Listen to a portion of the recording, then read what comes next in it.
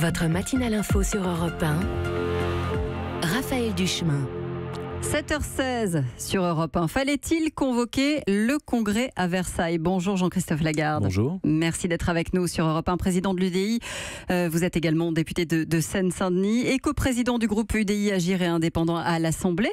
Et vous serez évidemment aujourd'hui à Versailles parce que c'est votre rôle, parce que c'est important d'y être quand le président s'exprime?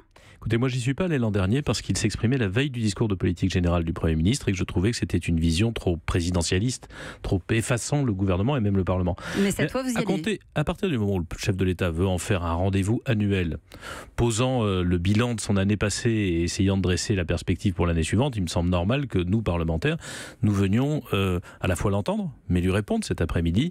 Au nom de notre groupe, je répondrai à ce que le président de la République aura dit. Certains ont choisi de boycotter, ils ont tort de le faire? Oui, c'est une façon de faire parler d'eux. Je pense qu'on ne peut pas boycotter le débat. Enfin, être parlementaire et boycotter le débat au moment où il devient institutionnel, c'est un peu comme si tous les ans, au moment de la programmation budgétaire, on disait non, on n'est pas là parce qu'on n'aime pas les institutions. C'est depuis 2008 que cette possibilité existe pour le chef de l'État. Sans doute est-ce qu'elle n'est pas encore assez ancrée dans la geste républicaine. Il essaye de l'ancrer. Je pense que quand le chef de l'État dit quelque chose, il faut qu'on soit capable de lui répondre, sinon il va parler tout seul. Alors si j'en crois ce que je lis ce matin, c'est un discours de très haut niveau au cœur des enjeux du siècle qui nous attend. Voilà ce que disent en tout cas les conseillers du président. Est-ce que... Ça veut dire qu'ils sont contents d'eux-mêmes. Oui. Et vous êtes content d'Emmanuel Macron? J'en sais rien, je vais écouter le discours. Enfin, quand on entend des conseillers dire on va faire un discours absolument historique... Ah bah ça place la barre très haut. J'attends de voir... Non, mais enfin c'est... Bon bref, c'est quand même... On se rend compte du degré d'humilité que ça peut représenter. Moi je crois que le président de la République a envie de dire des choses, de tracer des perspectives.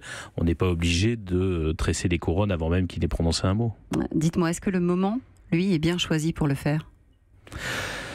Vous voulez dire à la veille de la demi-finale de Coupe du Monde? Oui, on est aussi à la veille du débat à l'Assemblée sur la révision constitutionnelle. Non, ça c'est autre chose. Je ne suis pas très sûr que les Français entendent grand-chose de la politique en ce moment. On peut les comprendre.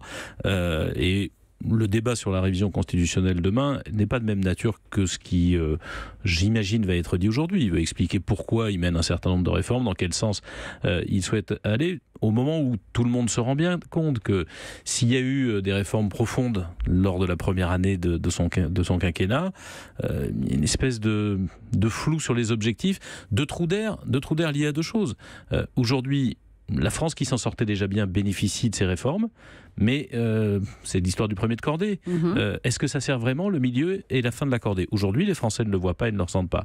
Et deuxièmement, parce qu'il y a une fracture territoriale en direction des banlieues et des zones rurales qui continue à s'accroître dans notre pays, et que ces territoires-là, où vivent une majorité de Français, ne se ressentent pas considérés dans des politiques publiques qui leur permettraient de garantir l'égalité des chances. Ouais, vous parlez par exemple de la petite phrase sur le pognon dingue, ou aujourd'hui le plan pauvreté repoussé. Là, on est au cœur des préoccupations. C'est de ça qu'il doit parler, Emmanuel Macron, aujourd'hui? Je parle de la com. Le plan pauvreté, c'est un mot. Maintenant ou demain, c'est un mot.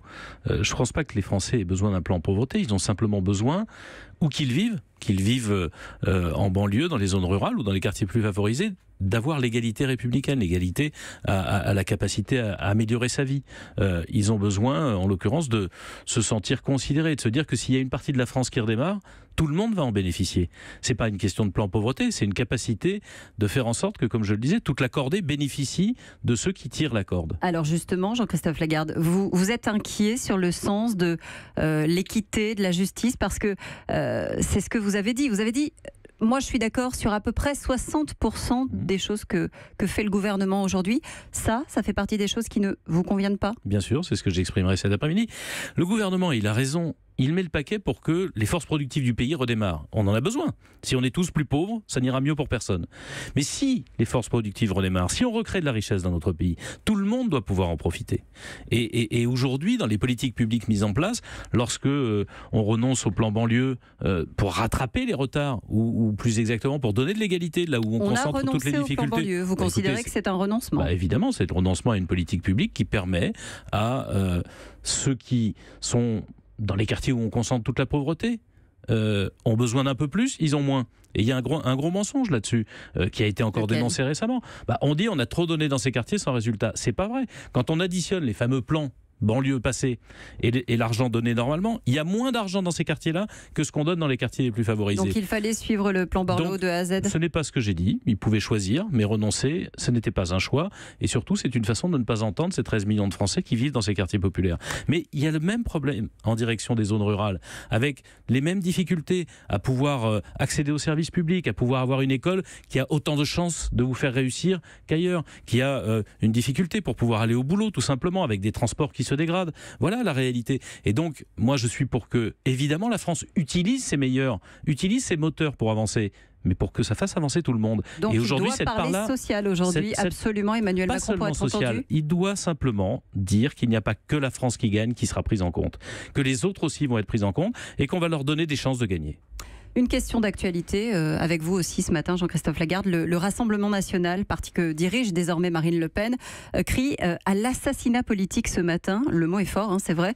Mais la présidente a fait savoir que dès ce matin, son parti ne pourrait plus mettre en œuvre aucune activité politique. Moi, je combats tout ce que représente Madame Le Pen, le Front National et leurs idées. Mais je suis très surpris par ce qui est en train de se passer. Pourquoi ? Je n'ai pas le fond du dossier judiciaire.